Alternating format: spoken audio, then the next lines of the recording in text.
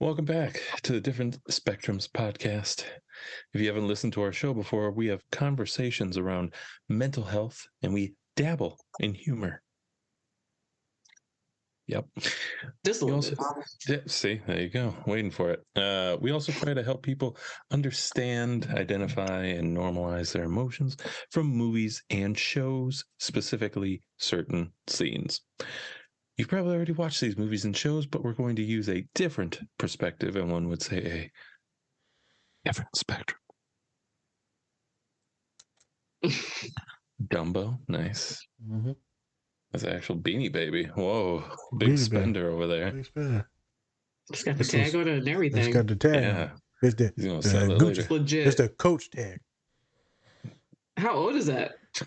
I just bought it the other day at a gas station. Oh, It's the gas station beanie bag. I thought it was a collectible you had over the years. I mean, it's a found it through a collectible. hole. Oh, Yeah, I got that, and then a little bit of meth at the gas station. mm. And moving on. Jesus. I'm your co-host for the show, Spencer. We're joined today with our special guest. She is a licensed clinical therapist. She is an old school track star. We'll say that now. Yeah. The runner. Forrest Gump. Run. It's Vicky, everybody. Hey guys, welcome. Welcome. Welcome. It's our show. I'm back. I'm back. We're welcoming you back. Yeah. Thank you. She's back after like a 4-month delay.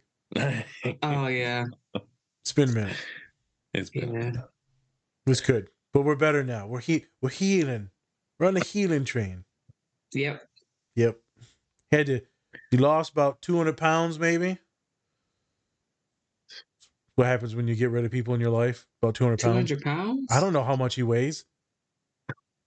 It's an idiot. 150 pounds? Who weighs 200 Oh, pounds? I don't know. Your God. ex. Your ex. Jesus Christ. All right. I'm sorry. I don't know, 205? So he'd be like 5 Yeah. pounds. I was close. 200 pounds. You lost 200 pounds. Something like that. Okay. Anyways, Such a back douchebag. to the show.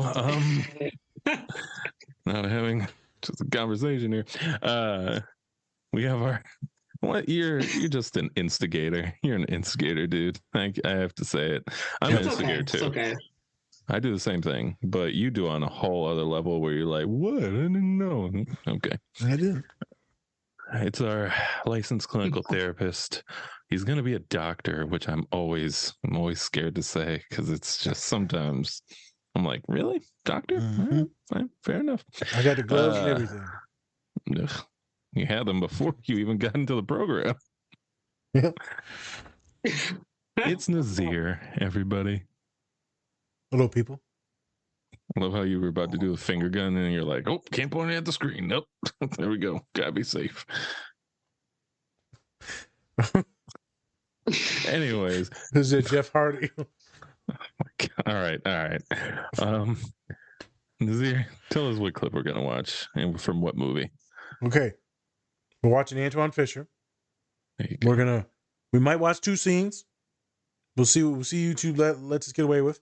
But specifically, we're going to watch when Denzel Washington helps this young man that's in the Navy, goes to therapy. And he didn't want to go.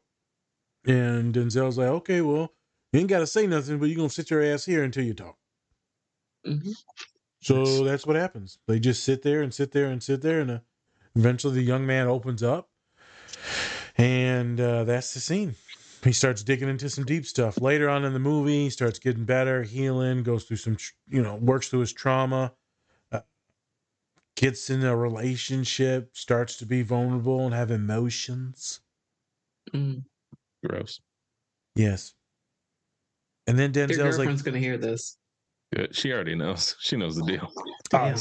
she signed up. Harsh. That's harsh. Turn that off. Love. What? What Yeah. was that? He already told her he's putting a baby in her last episode. So, I did. Really? well, it's Yeah, we've because already everyone's talked about having it. babies. So, I mean, we might as Yeah. she's next. I was like, yeah, you're next. He's like, what the hell? Join the party. It's a theme. I want to be with the crowd. Yep. We're trying to fit in. We're camouflaging. Yeah. Yep. Getting women pregnant. That's what we do. So that's the scene. Scene before that, Denzel freaks out on him because the young man freaks out. What was his name again? Derek something? I just sent it to y'all. Derek Luke? Mm-hmm. It's the dude who Mhm. plays Booby Miles on Friday Night Lights. He also is the therapist in 13 Reasons Why. He was also in a Tyler Perry movie. Yep. There's a Which couple one? other right. I think he was in the one with what's her fucking name? Jesus. Oh, that one. Yeah, that one. Yeah, Remember very that one? specific. I know Remember that one. The one with Yeah. the black woman.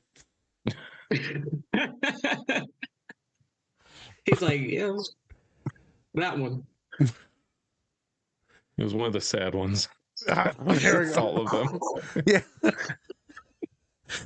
Black trauma boy. Oh, So yeah. God. Slight trigger warning for folks that don't like yelling in the first scene. We're allowed to show that one. The therapy scene is quite peaceful, actually. They're just kind of chopping it up, talking. Trigger warning if you're going to watch the entire movie, because it's a lot of heavy stuff. So don't watch that unless you're like in the right mindset to watch that.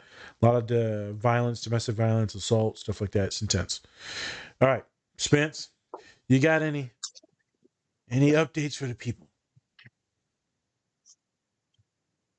Follow us on TikTok, Instagram, Facebook, whole deal. TikTok is at 705 followers, I think, at this point in time. Okay. So just 300 more, and we can actually put a link up to our link tree on our profile. So 300 more. And we actually have one of our posts is at like, I want to say like 100,000 views or something like that. So we're getting Gotta there. get it up there. We're figuring it out. And that's without paying, fools. That's right. Yep. Marketing. That and a lot of Viagra. Get to the scene. Okay, let's get to the scene. He said you gotta get it up, so I don't know. See you next week. Seaman Fisher. Right this way.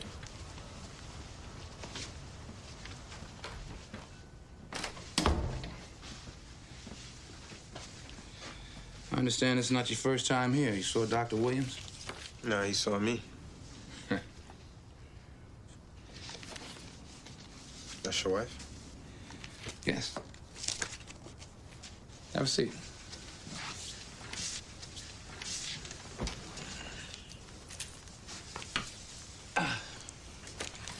I understand you like to fight, It's the only way some people learn. but you paid the price for teaching them.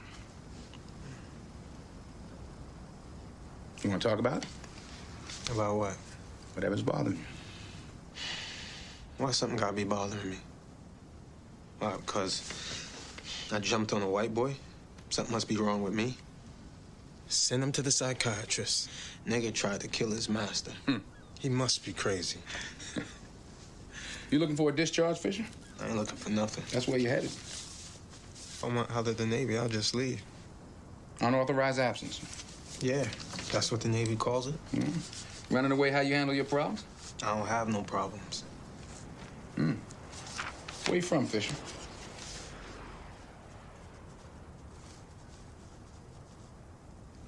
Where'd you spend your childhood? Cleveland. Parents still live there? I never had any parents. They deceased? I never had parents. That would make you a medical miracle, Seaman Fisher. Where you from? I'm from under a rock. Okay. Okay. All right, I'm gonna see you next week. I ain't coming back. Why not? Because there's nothing wrong with me. I agree with you there. See you next week. See the receptionist on your way out.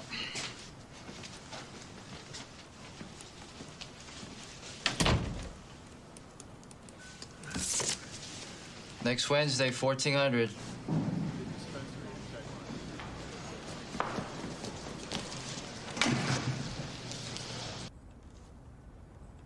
Yeah, send him in.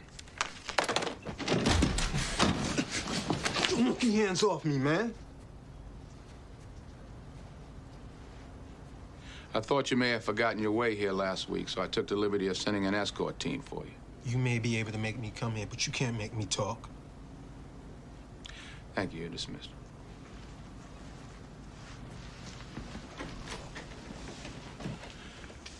You don't want to talk to me, huh?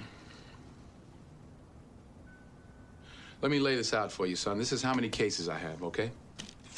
I don't have time to waste. Now, I get 3 sessions only to make an eval and a recommendation to your commanding officer. You know he wants to throw you out of the Navy, don't you? Now, you can sit here and you can not talk to me if you want to, but our sessions don't begin until you begin talking to me. I got nothing to say. Okay. And we'll sit until you do. I got a whole lot of work to catch up on. We can sit here every day until the day I retire. Doesn't matter to me. Doesn't matter to me either. All right. What about the brig? What about it? Send me to the brig. Here's the brig right there. Lock yourself up.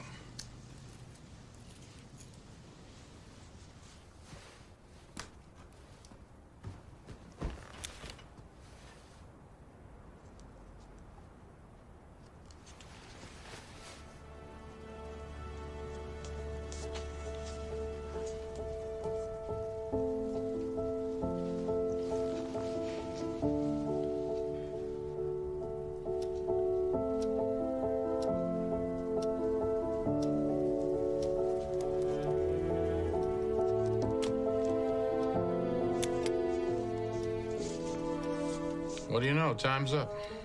See you next week, 1400.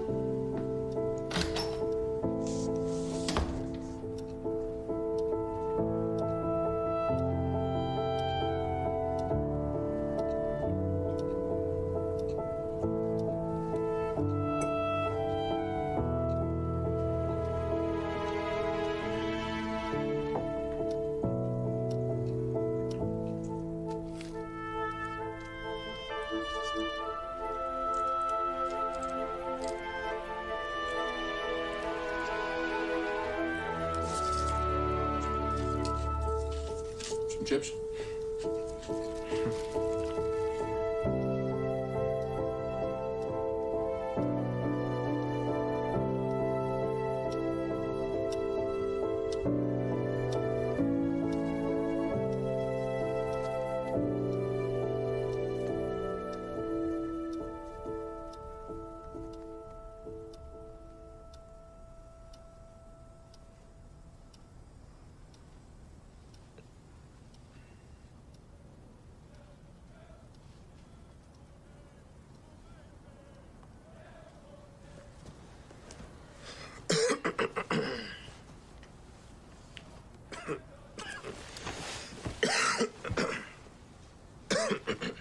What? I ain't say anything. Thought you said something. I was just clearing my throat. Okay.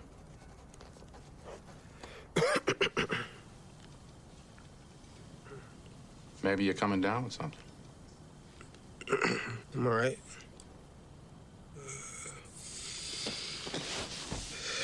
Just wanna... Just what? It's just a waste of time sitting here week after week. It's wasting time. I don't want you to waste your time, Antwone.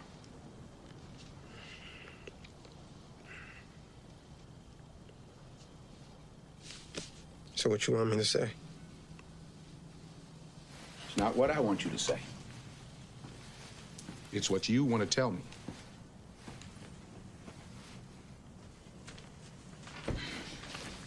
Maybe you can start by asking me a question. I don't know, get things going. I can do that. You said you come from under a rock. What do you mean by that? I don't know. It's the first thing that come to my mind.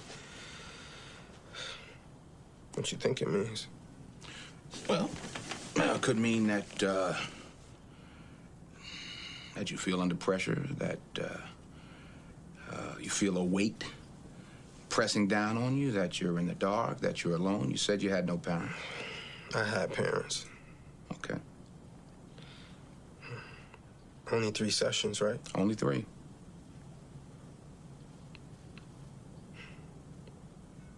My My father's name was Edward. So you knew him? No. I didn't even know his last name. You know where he is? Yeah, I know where he is.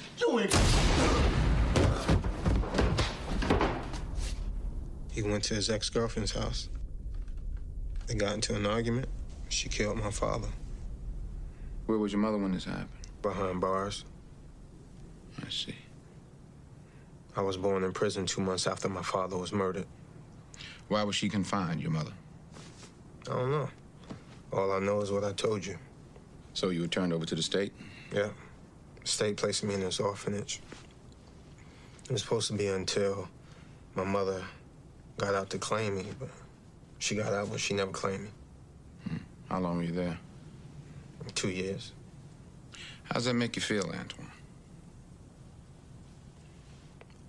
I don't know. Come on, you must have had some feelings about it. What did it feel like? Rainy days. Like rainy days? Okay. Why is that? You know, in Cleveland, it rains. Not all the time, but to a kid who wants to go out and play it, it seems like it rains every day. But kids expect it to rain sometimes, but for one kid, it rained too much.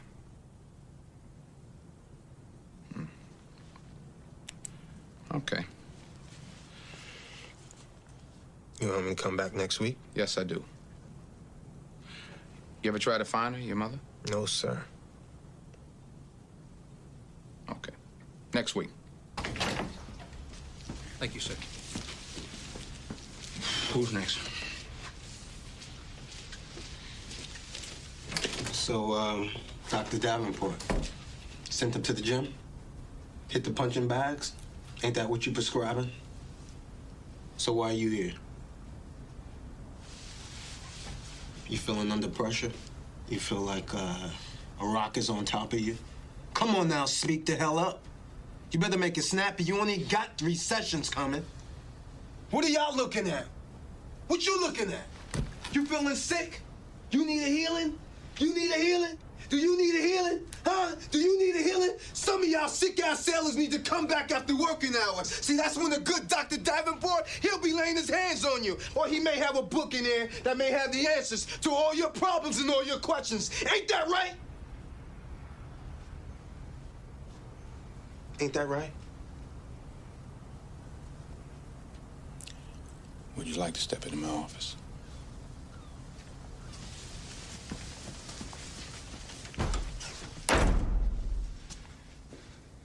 Are you finished?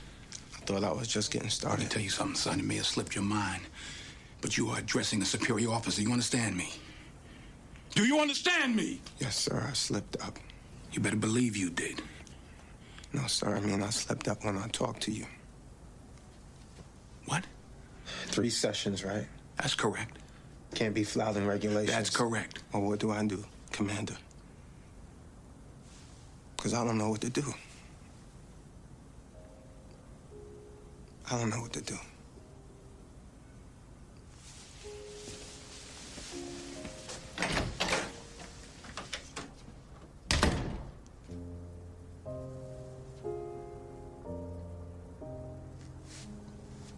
All right, and we are back. So we just took a look at the scene, couple scenes, and hey, gotta love that Denzel Washington. Am I right? Gotta love him. I love That man. He Pretty just. good actor. Oh yeah, pretty good. He's all right. You know, he's okay. He has his moments. Okay. I love how he Sarcasm. always, like, in a lot of movies, he always has like the glasses with like the straps on. There's a few movies where he's had those. I'm like, that's his style. style. Good It's for the him. old soul. Old soul. Yep. But yeah, very dramatic scenes that we just watched. Did not expect his dad to get shot right there. I was like, oh, okay, that just came out of nowhere. Well, that just happened. Wow. Like, oh, okay. Well, he did. All right. Well, okay. Oh, how's your mom? I Well, thought it she's in was prison. he's in Man. prison, and my dad was shot with a He's dead. shotgun, which by a woman that just was like, wow, all right, and I'm closing the door now. Like, okay, All right. I guess that's all right. If that's That's how you get Cleveland. down in that neighborhood, It well, says okay. Cleveland. Yep, just shoot Oh yeah, you people in the did say chest Cleveland. and close the Damn. door. Didn't even unlock the chain, just literally kept the chain on, shot him, and then Bloop. anyways, I thought it was interesting, the 3 sessions that that Denzel has. Only 3 sessions.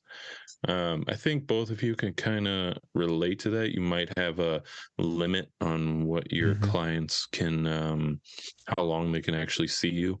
And I'm kind of just interested to hear both of your opinions on what you think of that. Like, would you want more sessions? Obviously, with people that kind of need them a lot more, but would you want to, like, if there was a requirement to only 3, would you want to push that more, or do you think like that's a good number overall? 3. So in the military, it might be a little bit different. I think maybe it was 3 just to see if he was okay to continue working. But maybe it was only he got 3 just to, look over some stuff. What Colin told me is, when they leave in the military, hey, you good? You didn't kill one, right? And then they just let you go. He said that the exit interview is terrible for the therapy stuff. Oh yeah, that's what Colin said about that. Moses said the same thing as well for his exit interview. That's my other boy. It was done from the Marines. But I think that might have been 3 mandated because he had messed up. In my place right now, it's a 4 to 8. They get between 4 to 8 sessions. National average in college universities is right around 5 sessions is the norm that people use. Some it's like 3.5, some it's like 4. It's between 4 and 5 sessions. Because you get some people that show up one time and then that's it. Then I get some people that I see them like 15 times in a year. Never leave. They never leave. So it's really kind of everywhere. There's a lot of material out there saying, that 4 to 8 is probably prime real estate where they're good. 4 to 8 sessions, you can do a lot of good work.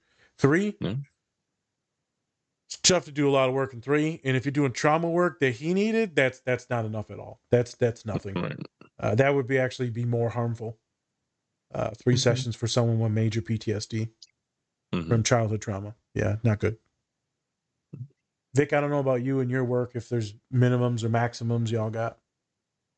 So for me, where I work, I'm not doing individual therapy right now, but I do intake. So I do eligibility determinants or post hospital discharges.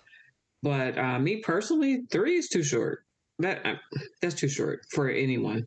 But like you mentioned, you might get a client, it might not be a good counselor therapist fit, and you meet one time. I've had clients cry on the first session. So it just kind of depends, like, are you guys getting in there? Are they open? Are they reserved, guarded? And everyone has a different situation. So you don't know what you're working with until you kind of get the meats and potatoes. That's not what biopsychosocial. So we're gonna answer, my intake is like that's session 1. We're gonna go through and address everything because we don't know if you got medical stuff that's impacting your mental health or vice versa. So it's like we had to get the information and then we're gradually getting into what brought you here type of thing. So 3 sessions, that's too brief. I kind of agree with now it's like maybe 4 to 8. Sometimes you get that client or consumer that's just like dependent. And usually I got him. from what I've been told is the first session you prep them like, oh, like you prep them for, the end during the first session. It's like, I don't always do that per se. But you do have that conversation with them in the beginning, maybe by session 2 or 3, like, hey, like this isn't a forever thing. want to get you to a point where you could be, stable and have coping skills and be able to use these things outside of therapy so that you don't have to have me all the time. If that makes sense. I need to start doing that more often with my kiddos at the university. Man, we got 3 cents. That's all you get, 3 cents. They're gonna freak out. And they don't start till you talk. Yeah, they don't start till you talk. They don't start till you shut the fuck up. Because that's all they do is talk. So they don't start till you go quiet. Then you get to 3. Actually, that math don't add up at all. I'm confused now. Jesus. You're just adding and subtracting at the same time. You get nothing. Yeah, you get nothing. You stay where you are at all times. Yeah. Try deep breathing. Good luck. May the odds be forever in your favor. Hey, you got trauma? Just breathe. How about that? You ever think of that? Stupid. Yeah. You got to take them deep breaths too.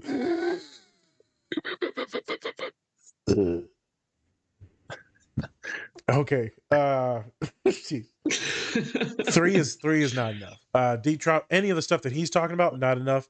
To do a quick assessment to see if like you're stable enough to like go do your work, 3's fine. Because you're just making an assessment. You're not actually technically doing therapy. You're just assessing. So I think it's a little different, assessing versus therapy. But what Vic was saying, man, I feel like it's like 1.5 sessions, maybe 2 sessions before you even get the full intake and know what's going on. With a lot of my neurodivergent kids, Spence, shit, they might not even get comfortable like what me and Serena and Don were talking about until it's like session 4, 5, 6. And then they start like talking. Right. At the university level, that's not good because you got to pump them out quicker than that because there's so many students. If they're paying for it, then it really doesn't matter because it's their money. So if they slow roll it, they slow roll it. I was gonna add, and Spence, that's another determinant too. Unfortunately, a place where I interned was partial hospitalization. So we would run kid groups, adolescent groups, adult groups. And I kid you not, this is for a profit. So they would check their insurance. And if their insurance approved 12 days, they would intentionally try to keep the individual there for 12 days. Yep. And that's doing more harm than good if they don't need to be there. Yep. Right. So that's another factor. But for the purpose of Antwone Fisher, he's been evaluated. Is he still going to be stable? Is he good? Is he mentally fit to, hold these? Is he going to kill one of these white boys? Like he obviously don't like white people, so that's a problem. It's not. I see a white boy again. He did. Like I was just trying to get some groceries. Like I don't know. What. I just walked my dog. My bad, dog. Hey, I ain't saying he's wrong. I'm just saying. I'm just saying it's a little aggressive. Yeah, you hold that in. Yeah. Just hurt him a little bit. Doesn't mean you gotta. Don't kill him. Just hurt him. There's a little stab. That little stab. Let's get a really sharp pencil and just. We should get Serena for this pod because she's used to the trauma. She like hurting people. Stabbing, with her hatchet. Hatchet. Yeah, it was a whole thing in the last pod. Oh my goodness. Yeah. Is she Jack Nicholson? I don't know. Yeah. Speaking of Hatchet, that's one of my favorite books. That was one read in 3rd grade. Yeah, middle school for me. I think it was middle school. They made us read like Hatchet. Really? They made you?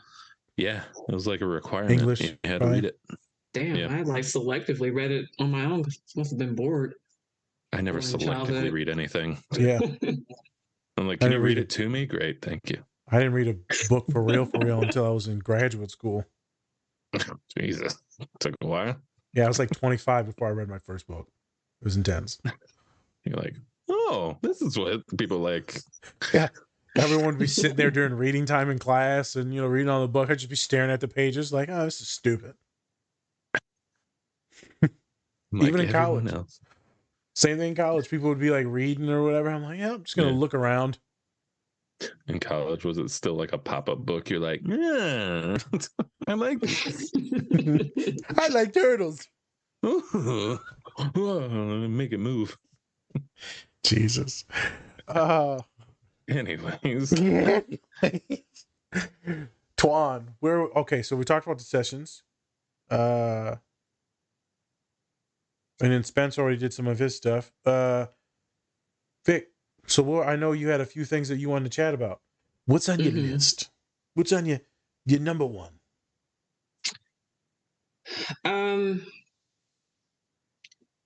I think for me, I wrote down suppressed anger and ranking.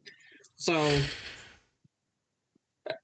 you have Antwone that's in the military.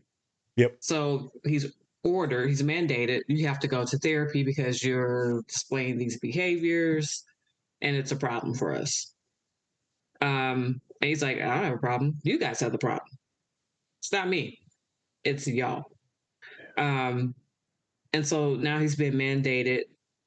The guy who's providing the therapy has a higher rank than him.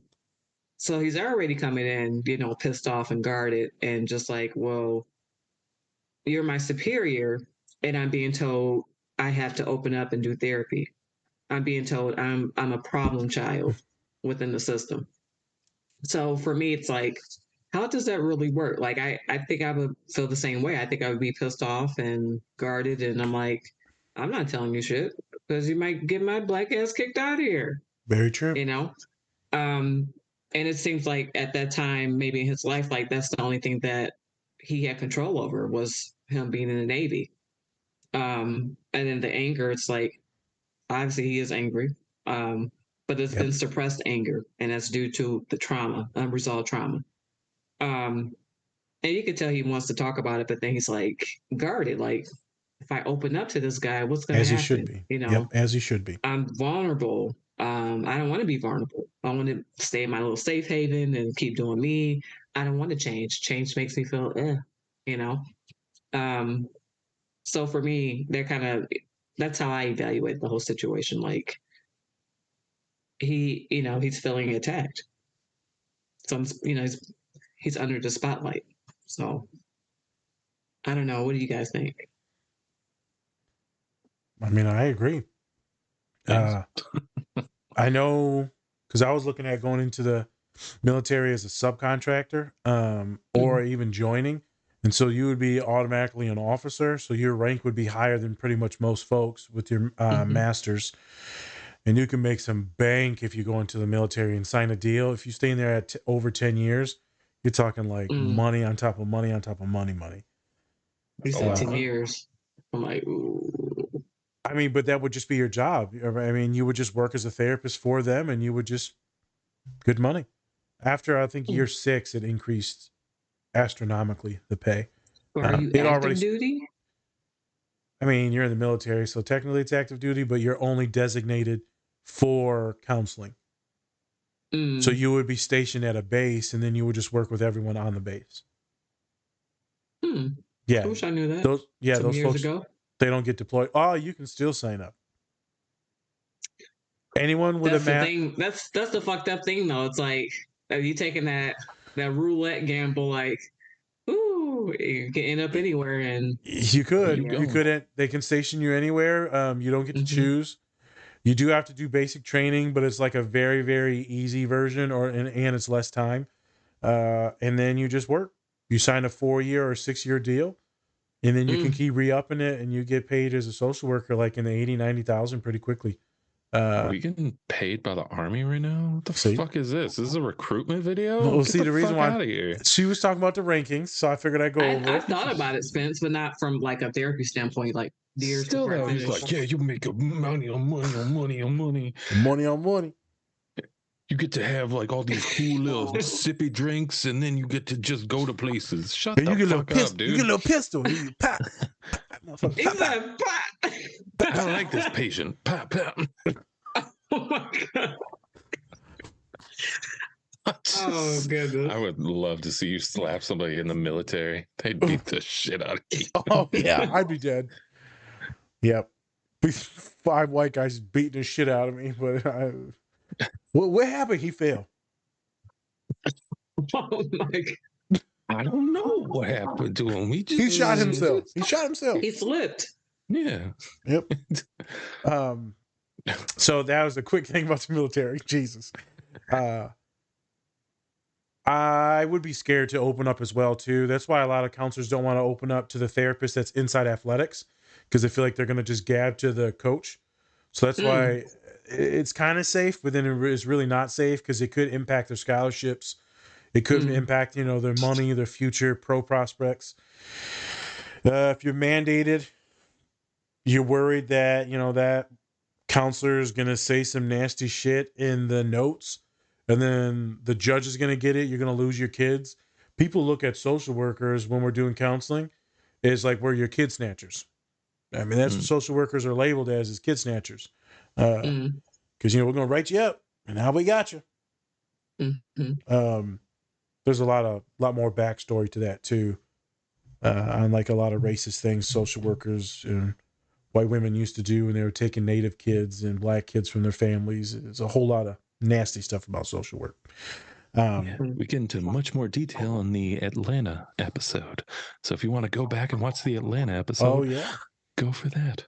Yeah, it's true. See what we're doing here? We have to promote ourselves. Stop promoting the army, jackass. We have to promote ourselves. You just did it. I actually forgot. You know how the end of that show, the white couple like tries to kill the kid and they drive off, and well, that's what that guy did in that Tesla out in California or whatever. He drove it right off the cliff. Yeah, his family. Yeah, they all survived. And then they all survived. And he's going to jail for life now, idiot. Yeah. It reminded me of that scene though. Well, that's a good thing. They all survived, but talk about the trauma. Super lucky that they lived. Unfortunately, in real life, the actual lesbian couple that adopted the black kids, they actually did run off of a bridge or something, or in the ocean, and they had all 5 or 6 kids. Yeah, and they all died. Unfortunately, Jesus Christ. Yeah. So Atlanta, they actually the kids with you. Yeah, they're like, terrible. We can't do this all in the same world. We hate this place. And the kids are like, what the fuck are you talking about? Don't include me in this. I was just watching cartoons, chilling, eating mac and cheese. Some social worker to me, but it's fine. Whatever. I know. So we're going to it. Yeah, I mean it's fine because these are longer pods now. So if we get sidetracked, it really doesn't matter. Only time it matters is because then I completely fucking forget where we left off. Social workers, racism.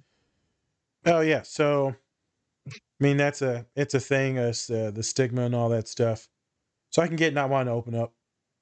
They have to trust you, and then you got to do your best not to break that trust. If you break that trust with one athlete, I assume, or one military person, that's it. Your name is dead. Your name is dead, and they're not going to come to you. No one's going to open up to you. You'll be taboo. So I know that very well, working so much in athletics or small schools. It's all about word of mouth. And Spence knows, he's seen all the kids coming up to me at the old school. If my name was trash or they thought I was telling everyone shit, then no one would come. No one would be near you. Yeah. Piranha or pariah. Not piranha. Piranha. I'm going to eat you. So how do you kind of maneuver away from that as a therapist? Trying not to be, you want to help your students, but at the same time, you also want to make sure that they're getting the help that they need, right? So how do you kind of maneuver that, especially if they're athletes or anything like that? Do you talk to their coaches? Do you talk to anybody who might be a little bit higher up than the coaches, or do you kind of just keep it with the student unless it progressively gets worse or anything like that? So I'll take that first because I work with a lot of athletes. It depends.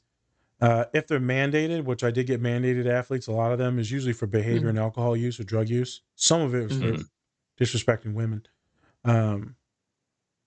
I usually get yes. There's some of the baseball boys too, though. Baseball and hockey. Yeah. I would get the letter. I'm like, hey man, I need to have the coach involved in some of this to give them updates that you're at least coming to sessions. That's it. I'm gonna have you write it in the contract, in the what the hell is it called? Not letter of consent, release of information for the coach that hey, I can tell them that you're attending because the coach knows you're coming to me. I need to be able to report it. That way he doesn't kick your ass off the team. I'll get that sign. We're good. His coach will be like, Nas, I don't need you to tell me anything, but like, they're going, right? Said they're going. Everything's fine. They're not going. You need to bring their ass into my office. So that's usually where we go with that.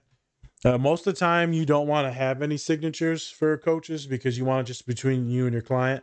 But sometimes when you know there's a lot of issues, behavior issues, drinking issues, fights, yeah, you need to have more people involved.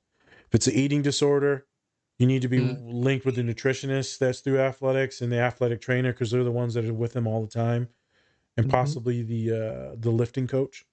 That was my go-to. I would have a release with at least 3 people usually if it was an eating disorder. But other than that, no releases unless they were mandated for violence or drinking and eating disorders. Other than that, it's just me and them. And you push them, you talk, you build a bond. Maybe there's medications, supplements, send to the nutritionist, right? There's a bunch of different stuff. Being a big boy helps me with trust because there's always respect because I'm so large. So they're like, this guy's going to kill me. I'm like, yep. You just do the sumo stance like from The Replacements, which we did a pod on if you want to go check it out. Hey, there you go. See? Yep. Look at that. Nandiska. Just rips off my pants wearing a big ass diaper. Just start eating eggs. Why is he eating so many eggs? Oh God. I'm bulking. Okay, it's all Replacements references. Yes. What about you, Vic? Have you ever had to get other people involved with things? We're talking from like a coaching or student athlete standpoint, or just in general? No, just in general. I will say, the second university I coached at, unbeknownst to me, we had a love triangle incident that almost ended fatal for one person. Damn. And I was unaware of it. I was the only female staff as well. And it just would have made more sense to involve me. I could have like intervened or pulled people aside. But we had an incident like that when I worked at Eastern. We had a girl that was on the rise with ESPN. She had been homeless in Detroit, had cancer twice, and Jesus. She really struggled. Like there was times I had to like pull her to the side, like, look, like sis, you're on the full ride, like you got it made. But because her trauma wasn't addressed, she came in with all this pressure. This perceived, you have to do this and do that, and you're giving this money expectations. But college athletics is very political. It's about money. It's about image. So if you're not holding up to your end of the bargain, we have a problem. We got to talk here. A young lady ended up walking away from her scholarship, and she's doing God who knows what. But I think happens.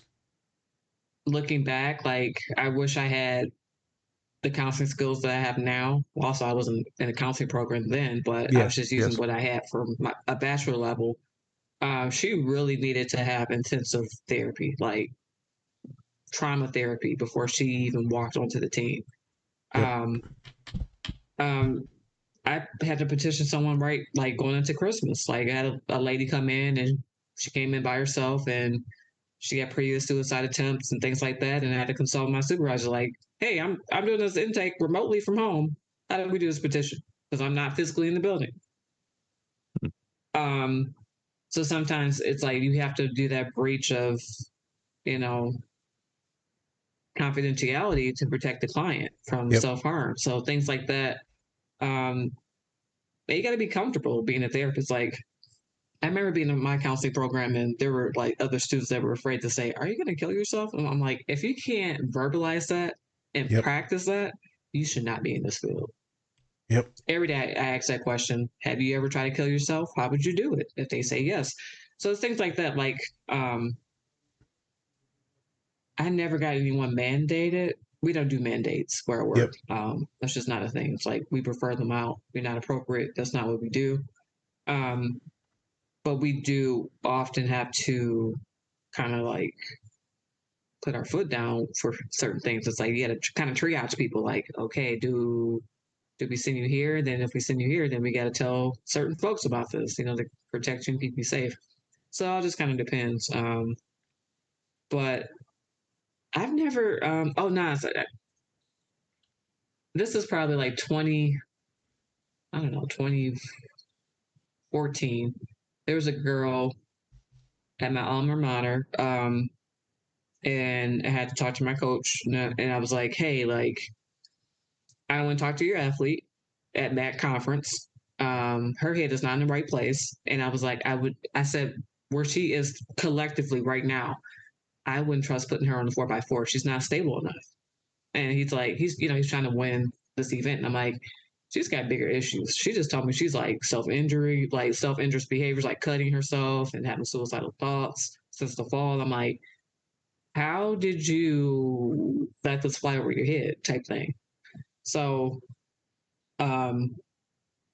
she ended up getting injured and she didn't finish her last year. But, sometimes the coaches just don't understand. And you have to be these kids' advocates and break it down like, hey, Yep. we need your help. We can't do this alone. Yeah, it's true. So if that happened at the university that I was working with and then with athletes, and there's like some intense stuff, I'm like, hey, I got to get a signature now. I got to talk to this coach because you're talking about killing yourself, or you know you're not eating and you passing out and shit, and you fainting from not eating your eating disorder. I'm like, no, I got to get other people involved because now you're on a one-way track to dying. I've had athletes where the friends will bring them in, and I'm like, man, why the whole group, why the half the team just bring you in? Well, I guess I tried to kill myself. What's I guess? Well, I was drunk playing on the train tracks. You mean to tell me the team found you on the train tracks and they took you to coach, then they brought you to me, and then I got, I went home and then I got a shotgun at home. I'm like, oh shit. Yeah, that's pretty intense. We're doing therapy. We're going to do some meds.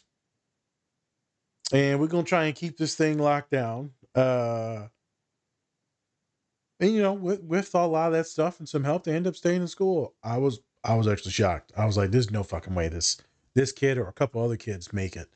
They did. You give people a little bit of talking, some support through coaches. They can do it. Yeah. The train track one was scary. Yeah. Yeah, that's old school. I kind of sort of did.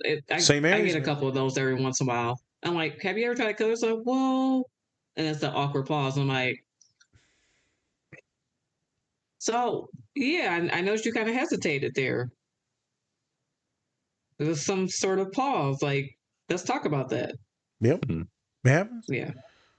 Spence at St. Mary's, them trains were everywhere. So, I mean, that's just what they told me. True. Yeah. It's weird way. Crazy. I was like, most of the trains and over by St. Mary's are going slow as hell. So I don't even think you would die. Just would the conductor's literally like yelling at you, like, "Hey, what's going on here? Please leave, please. I just want to get home, please." Oh shit. Can I just say though?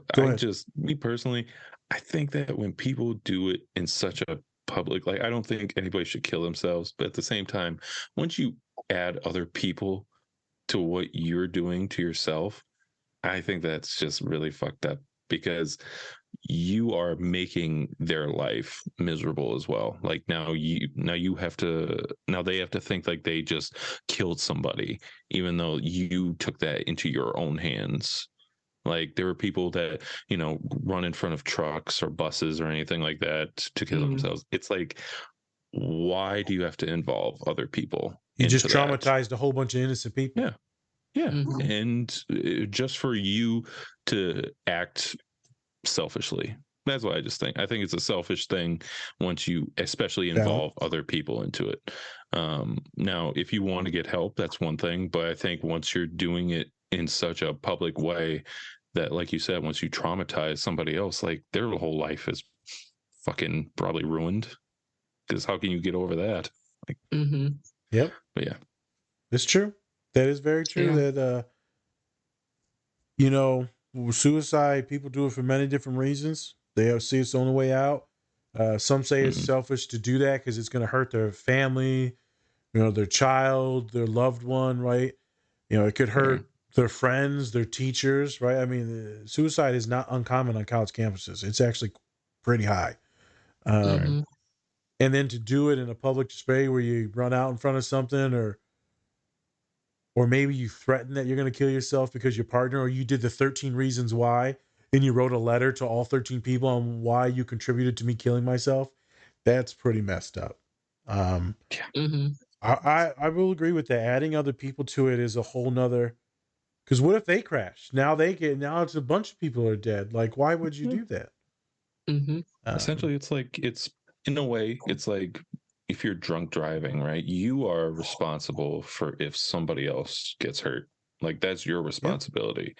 It's not the other person's. They were just, driving home sober, and then you decided to do that to them. Absolutely. It's the same way with people that want to involve others in them trying to harm themselves. I actually never thought about it like this. Because I've had multiple students like, hey, man, I'm just going to walk out in front of the bus on campus. I'm like, oh, that's nice. Yeah. That bus driver's life is fun. Think, and hear me out, I think when people say stuff like that, like I had someone a couple weeks ago say, back in 2018, I laid down in front of the road and someone pulled me to the side to save me. So, one, you're doing that for attention. That's your way of seeking help. But maybe people who are thinking of having that pain or end of life inflicted on them by another party is their way of like, hey, I'm not doing it to myself, but I want to end this pain, but I don't want to be I can't do it. The person responsible. I don't want to be the one acting on the intention of ending my life. So if it's done passively from a second party, then okay, I'm out. So maybe that's people's reasoning or thinking that way. Like, oh, I have no idea. It could be. I'll just jump in front of traffic, or I don't know, something like that. They're not going to be responsible for it per se. Yeah, even if you jump from a building, it still terrorizes everyone in the building and stuff like that. I never thought about it like that. On all the people who are hurt on the sidewalk who've witnessed it, or like if you land on somebody's car and they're in it or anything like that. So the trauma. Go ahead. Oh yeah, go ahead. No, go ahead. So this is public record, so I can speak on this. But Purdue University had a trauma last semester, and it was national news that these boys were playing video games, and one boy beat the other boy. So the other boy, this is a trigger warning for anyone. So if you want to pause this because it's extreme violence, then pause this and just skip like 2 minutes ahead. 2 minutes ahead. Go ahead and skip. So the one boy gets in trouble. The one boy gets aggravated and agitated. So the other boy walks into his room. And while they're on Discord and playing games with each other with a bunch of other friends, he walks into the kid's room, it's his roommate. He gets a little pocket knife and he stabs the boy in the head and neck multiple times, killing him. So this happened at Purdue University, like I said, last semester.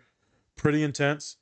The trauma from that reverberated throughout the entire school. I mean, we're talking school vigils. We're talking the RAs were traumatized from the blood everywhere. We're talking about the students on Discord. Friends. I mean, I'm still working with people that knew the young man. Right. I mean, there's tons of kids that knew him. There's tons of kids that knew him. Like, because he's from Indiana, right? Working at going to Purdue. I mean, it's intense. So the fallout of that, Spence, was massive. Massive. So if it was a suicide, it's going to be still some of the same trauma and fallout. I didn't think about it like that. But in those dark moments, obviously that was murder. In those dark moments of suicidality, you're not thinking about anyone else. You're so lost in your darkness. Right. I guarantee you there's no way, because that other stuff is all about empathy and not wanting to hurt others.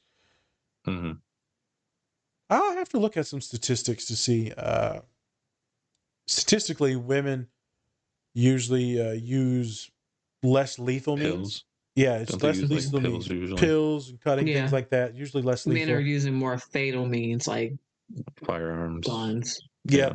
firearms and like legit tragic things. So those are a little bit more intense. That's why you have to take them very seriously. Anyone that's bipolar, you have to take this very, very seriously. Depression meets impulsivity and mania. Boom, that's when the suicidality happens. Opportunity. Yep. And then you always have to check for means, intent, planning, research. My boy the other day was like, "What you mean research?" I said, "You looking at ways to kill yourself?" Like, what do you mean? Like, you Googling shit? I'm not gonna give you no ideas now. Are you Googling shit? Well, no, I'm not Googling stuff. I may have thought about some things. I said, yeah, as long as you don't Google nothing, we're okay. Yeah. Don't even check your phone for that Google search. Yeah. Let me see your search history. Uh-oh. Next time, go in incognito mode. All right, Yeah. incognito. Hey, all mine is Taco Bell, Pollo Loco, Panda Express, Pollo Loco. Pollo Loco. How many Pollo Locos you've have around? It's a scene from a movie. I forgot. I think it's all about the Benjamins. It might have been. A Friday. He's like, man, what's your speed dial? And it was just all Pollo Loco. And Pizza Hut. Jesus. I don't know. You can always remember a food scene. That's for damn sure. Oh my goodness. You're not wrong. Cornbread. Can I have your cornbread? You can't. Yeah. Wait a minute. You ain't gonna give him your cornbread. Hey, eat my shit. Yeah, suicide is intense, man. FY, just go ahead and drop it here. Suicide hotline's 988. You don't have to text the whole entire number. It's just 988. You can text or call. If you're at a university, again, you just call their number. It's usually 24 hours. It'll send you to a call service. There's other crisis lines you can call that are usually closer to you as well. But when in doubt, 988. If you're legit going to hurt yourself in the moment, then call 911. They come get you. And if you have a loved one and you're worried about them, you call 911. They'll go do a mental health check. They won't get arrested or nothing, but they'll go do a knock and then see if, are they okay? A wellness check. And that was to add on to that. At least where I live at, the police have been trained to, recognize certain symptoms that people might, display and say, okay, we're not going to take them in for booking. We'll take them to the hospital. Yep. So that's great that, law enforcement starting to acknowledge some of that stuff and, be like an advocate for individuals who have mental health issues. So on college campuses, they're trained very, very well on the mental health side. As much as they end up helping us hospitalize students, they know what the deal is. They know what's going on. That and the ambulance, they know how to handle the students much more because of the training. School mandates the training, I think. So the trauma with him, let's skip into the trauma with him. Later on in the show, you're going to see some stuff with him getting abused in the orphanage. And he has like these PTSD flashbacks, and it's intense. I don't remember if it was just physical abuse or was it also sexual. It was sexual too. I thought it was sexual too. I thought so. So it's pretty intense. So trigger warning for the show itself. So he's got a lot of work. You wonder why he's so mad at everyone. I think the saddest thing in that scene, what makes me want to cry is, I can feel it now. He said, in Cleveland, it rains a lot. And for the kids that just want to go outside and play, it just rains, and it rains too damn much. And for me, for that kid, it rained a lot. And he's right, it rained a lot. So now he's talking about the assaults. He's talking about the loneliness and isolation. He's talking about the damage. The friends are all gone. Right? Oh, damn. Phone's going off. I feel like I'm waking up. Blood pressure. Oh, yeah, he's dead. Oh, God. That's the bell ringing. Very, very intense. And that's why he gets so mad at the doctor, too, because he finally starts to get his trust. The sessions are over. He's like, hey, read these books. I've done that. Read these books. Do these exercising. Go, you want to murder someone? You ain't got no plan or nothing like that. You say, but maybe let's go punch this punching bag and let's figure out some other ways to get this shit out. And that way I can work with your mind where you get this angst out. But how sad is that? Inside someone that angry is always going to be someone that traumatized. Hands down. Has to be. Not born that angry and miserable. unless someone's taken it from you. Or the world's taken it from you. For some people, it rains too much. And I think that was the best part of the scenes. I don't remember hearing that from when I watched it before. Trauma's a son of a bitch. I don't care what color you are, what gender, all that stuff. It fucks with you. It can cause early death, ADHD, OCD, personality splits, horrific relationships, poor boundaries. Shit, you could go my way where you just keep everyone at a distance and you only have like 3 friends, maybe 2. And you're like, I don't even trust you, dirty motherfuckers. Right. Oh, Damn. shit. I know who you're talking about, son of a bitch. How about you? I knew it. Yeah. Colin too pretty to be dirty. He ain't one of pretty boys. What the fuck ever. You're too damn strong, anyways. I made a friend that was the same friend from the gym, and we was talking, and I said, "Yeah, my boy Colin, he built just like you, you know." Oh, he takes steroids? I said, "No, he don't take steroids." I showed him, and then I'm on the weight. He looks at. I'm showing him a picture of Colin. Colin's like, "You randomly showed a dude a picture of me." I was like, "Yeah, it was kind of weird, wasn't it?" Showed him off like he was your husband. Look, see, he just had a baby. That's my baby. That's my baby now. Damn straight. They're not steroids. They're enhancers. Right? Supplements. They're supplements. Yeah. I don't know how we got onto that one from trauma, but okay. Your fucking friends. Yeah, I don't know. I need to lay off the meth. Dr. Nazir, everybody. Dr. Nazir. Hey, don't knock it till you try it. I take that. That was full joke sarcasm. Full joke sarcasm, people. He's not joking. No, I'm joking. Oh, now they're just confused. Smoke some meth. I'm not joking. But the trauma side, what are y'all thinking about that? Well, shit, since we just said meth a few times, that'll lead to some intense and heavy drug usage to help you dissociate from all those negative feelings. You know, I mean, right. At the end of the day, people, you know, well, I like drinking this and that. You like that because you like dissociating. Like, I don't care. Do what you want to do. Have some fun.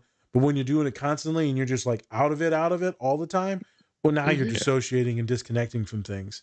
And the opiates or drugs, right? So avoidance of sitting with those intense feelings and working and processing through it. Whatever it is, yep. Like that one. Here, I'm boosting this up again, like the episode we did from Mo when he's drinking the lean. Purple drink. Too much pressure. Yep. So yeah, what are y'all thinking about when it comes to that trauma scene and him talking about how it affects humans? Specifically with brown people. Well, that's just a whole other topic. It is, yes. You're right, Spence. We didn't even address the racial stuff. Who knows what he may have experienced while being in the military as a black man. Facts. True. If there's been any sort of hazing or just being singled out in general, or just being black in general, day to day. So, as we saw in some of the scenes, I'm saying white boy and calling the one black guy, I don't know if the guy was biracial or not, but calling him Uncle Tom and him having to pick a side, are you white, are you black type thing. Basically, can I trust you? Or are you one of them? Or are you going to help a brother out? You're going to be on my side? Or you're going to be on their side? You're right. So, that I kind of, that goes along with that trauma, Who do you and he trust? just kind of puts on this big, tough, guy, facade so that, he can protect himself from other people hurting him. I'm going to hurt you before you can hurt me. Yep. So. It's true. Very true. Yeah. Protect yourself. You ain't gonna get me. I'm gonna get you first, motherfucker. And that's exactly how you would say it too, with that tenacity. Yep. So before you even think about it, I already done got you. Tough place to be. I've had some clients there. I've had a lot of humans with relationships that'll break up with people or start some shit because hey, they're gonna leave me anyway, so I might as well get rid of your punk ass and right. And I'm like, oh, okay, it's the first good man or good woman that you've ever met, but let's just throw them away. Kind of beat you to it first. I got you to it before you left me. I'm gonna leave. I won loneliness. Yeah, pretty much. Yeah. Spence, before I cut you off, go ahead. No, I just think that Black trauma is a lot different because Kendrick Lamar's last album, he talks a lot about this. Talks about how just especially Black men, if they're sexually abused or anything like that, they always try to hide that pain by wearing chains or just being like overly masculine to try and show that they're not hurt by this or by what happened to them. And it's always an interesting thing because then he even goes back to when, well, trigger warning, goes back to when in slavery, when slave masters like made slaves like rape each other and things like that. And then it all is just this psychotic torture that's happening. So it's not just a physical thing, it's also a mental thing as well. And how it's even bleeding down the lines of people today and how just like, especially like family members sexually assaulting like other family members is such a big thing in the Black community, which it's unfortunately it needs to be talked about a lot more and not just pushed aside, because that's just you're just keeping the trauma going throughout your bloodline, and it's just never going to stop until you make that change, right? Until like the new generation makes that change. And actually confronts it. And he even talked about how his mom kept asking him if his cousin touched him or anything, and he kept saying no, and she didn't really believe him. And then that got into his head of like, did he or anything like that, even though he didn't, right? So and then he finds out that his mom was actually sexually assaulted as well. So that's kind of the thing. And then it just keeps on going and going and going and going and going. And so you could relate that to here, especially in the foster care and things like that, because a lot of the times you get with people who don't have the best interests. They're looking for either a paycheck or they're looking to be a predator themselves. And so you really have to put that mask on, and you can't show feelings, and your anger just keeps on growing and growing because you're not letting anything out. You're just keeping it all bottled in until one day it just pops. You end up hating yourself because you allowed it to happen, and then you blame yourself, and it's intense working with them folks. And with the young men of color that I've worked with that have been assaulted, physically, it's intense work. Trauma therapy, and sexually, those are even harder. And that might not get brought up for maybe a year or two if I know them. For most of my young men, about a year, maybe year and a half is when they'll bring that up. Every time, year and a half. Every time if it's there, it's a year and how often do we get to do a year and a half? That's not often. You get 48 sessions, you're not getting to that. But after I get to work with a lot of folks for a long time, then some of this other dark stuff they've told no one. You have no idea on how many times they'll lean forward like this. I got to tell you something. I ain't told no one this. I already know it. As soon as they say I haven't told no one, I know it. And my stomach turns because I'm like, fuck, I don't want to hear this. And there it is. So you're right, Spence. It's not talked about. And then it gets exuded in this macho man because you're never going to let no one punk you again. A movie that we will get to soon, and I'll probably have Vic on us when we do this, Moonlight. Oh, yeah, it's a good one. Moonlight is literally that story arc, and then all the chains and stuff and can't talk to no one. And, he's a softer, kind young man and then gets turned to this mega thug, mega gangster. That last scene in that movie will be burned into my head for my entire life. When he's looking at the moon and it's dark out and he's by the water and he just looks back at you. I mean, I was sobbing at that part because it's the innocent child that's inside all of us, but it gets taken away. As Antwone, it was taken away. And then after some love and some therapy and good, healthy relationships, right? It takes a while. It's not going to be a 1-2 hour movie.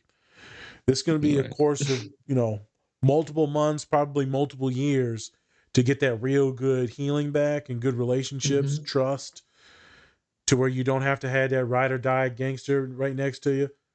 If someone like looks at you the wrong way, I'll kill you. Right?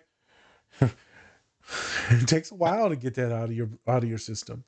I remember one of my boys said, "Knobs, I ain't no bitch. And you trying to make me a bitch." I said, "Okay, that's what I'm trying to do now. So you've been working for me for this long, and that's what I'm trying to do to you. Okay. Well, maybe we stop talking." And then he just looks at me. And then we continue to talk because he didn't fucking say nothing. So then we continue to talk. And I said before he left, "Don't you ever say I'm doing something to harm you. Everything's been in the benefit to help you on this journey. But now I'm not the bad guy here. Don't sabotage me, and now I'm the piece of shit." Right? You're not doing that right now. I remember when they first fell in love, this human, and then their heart was destroyed because it didn't work out. And I said, "You hate me?" He said, "Why?" "Because I'm the one that made you open up and now you love someone and you got hurt for the first time ever. I never even thought about you." I said, "I just wanted to ask because I know you thought I was messing with you." He said, "No, man, I'm glad I had that. Even though I wish it worked out with baby girl." I said, "Yeah, so do I. The shit happens." It wasn't because they fell out of love, because some stuff happened with the girl. Some stuff, bad mental health. And so it tanked. So the relationship tanked because they tanked because, they went through some stuff. It was out of his control and out of her control. So that's what made him feel okay, but still miserable. It's because how can the world fuck you? It rained again?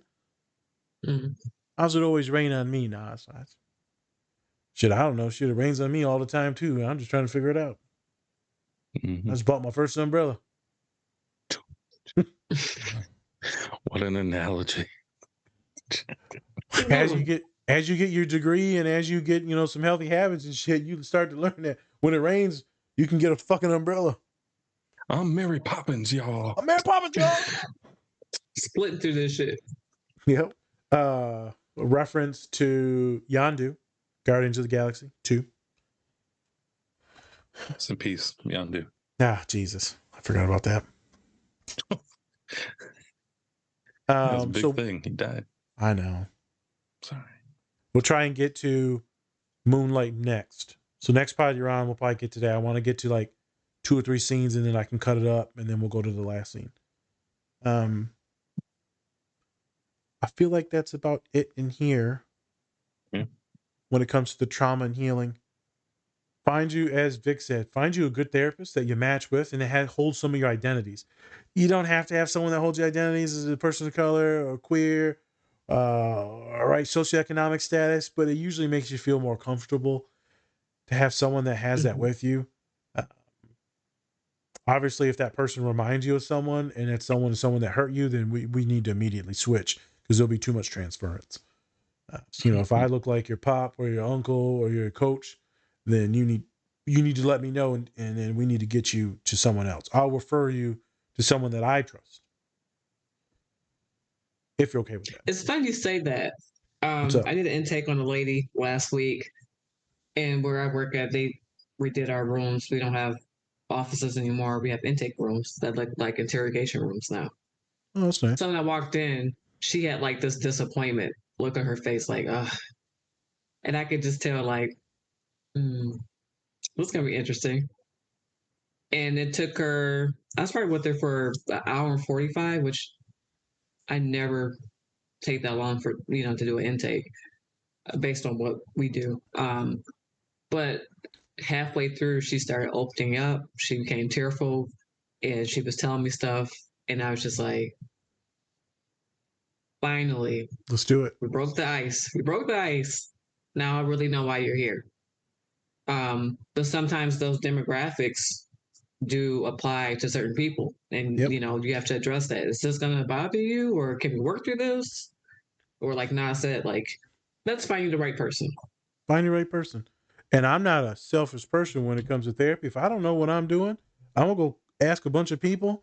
And if I can't figure it out, then I'm gonna get you to someone that specializes in that issue, that disorder, that experience. I at the end of my sessions, I'm like, hey, you cool with me? You okay working with me? A big boy, right? Big brown boy. You okay with that, right? Yeah. I said, you think my boy. big brown boy now? You like my sense of humor? Okay. What about all the questions I just asked? Did I overstimulate you? No, you good? Okay, yeah, no, I like you. I felt comfortable in here. Okay. Now if they're like, yeah, man, it was too much, okay, I can lay off the gas. And like we can ease into it. Usually I can pick all that stuff up, but I'd like to make them feel like they have some choice. Because they do, and I can refer them to one of my colleagues. Boy, whenever I meet people on Zoom for an intake, I'm like, hey, so when you see me in the office, I ain't a little brown white lady now. Like, well, obviously you're not a brown white lady. Brown white lady. Oh, sorry. A little white lady. A little white lady. A little brown white lady. A little brown white lady. That's the ADHD. I don't know what I am. I don't know why. How you identify? I identify as bruh. I'm transracial. All right. Oh, shit. Rachel Dazelle. Shout out. Shout out. No, because I'm only therapists are majority white ladies, little white ladies. Mm-hmm. So I'm like, all right, you see me on the screen, I'm brown, but like I am larger than a lot of humans. So if I don't prepare them, the look I get from them, they'd be like, is it the brown one? I'm like, yep, it's the brown one. Like, it's me. I can see them waving at you. Yeah. Oh no, I don't never get no waves. I get like the immediate like. I mean, you do the waves, fool. Oh yeah, me do the waves. Yeah. It's so awkward going to the front room when you don't know them, and I can't read where the shit or like phonetically say any names. I'd be like, Bobby, Timothy. Yeah. Timothy. Aaron. Oh yeah, and I work with a lot of international students too, man, and just like our names, Arabic names, Indian names, Asian names, it's tough. I'd be like, who's here for the 2 p.m.? 7 hands go up. One of y'all motherfuckers is here for me. Nazir? You here for Nazir? Yeah. No. So here's something funny though. They're usually like, oh yeah, you were big, this and that. I was cool with that. It was fine. If they didn't know me at all, they get a little shocked because, they're expecting a white lady. Surprise, not a white lady. And I've had this conversation with multiple students at the end where we talk about this funny dynamics and how we first met. And they said, you know what, Nas, I was thinking about this, in our last couple sessions is when you come out to get me and then the other white ladies come out to get their students. She said, man, I'm sure I'm glad I got stuck with you. She said, I look at some of them and I'm like, God. This is usually my students of color that say that. And I'm glad I got you. I said, I'm glad I got you too. Glad I got you too. Some days it don't rain. Usually in the office, I say, you got stuck with me? You's an unlucky son of a gun. I tell you that, boy. They'd be like, what do you mean? I said, I'm a piece of shit. I'm about to throw some stuffed animals at you until you leave. Yep. Yeah. It is kind of weird on how we get matched up with humans, Vic, and even Spence. Like, the world is weird. Like that, they just ended up on your roster instead of someone else's, or someone calls in sick, then I would get a kid that they got, and I'm like, this kid's fucking awesome. Now I'm gonna keep them, and then you make friends in random places. And I met you so long ago, Vic, and then it's not like we really talked, and then we linked up at Mike's wedding, and then we talked, and then I seen you do some stuff on Snapchat, and then we talked about BetterHelp, and then now you're doing some of the pods with us. It's just life is weird. Very weird. You don't have to go with the first counselor It's not always like destiny. Maybe it's destiny to dump their ass and get another one. All your choices, they lead to something, I feel like. I don't know. It's weird. Life is weird. It is. Nothing wrong with that. Yep. Never know. We wrapping it up, Spence? Yep. Anything else, Vic, before we go? No, I think we covered some good content tonight. Okay.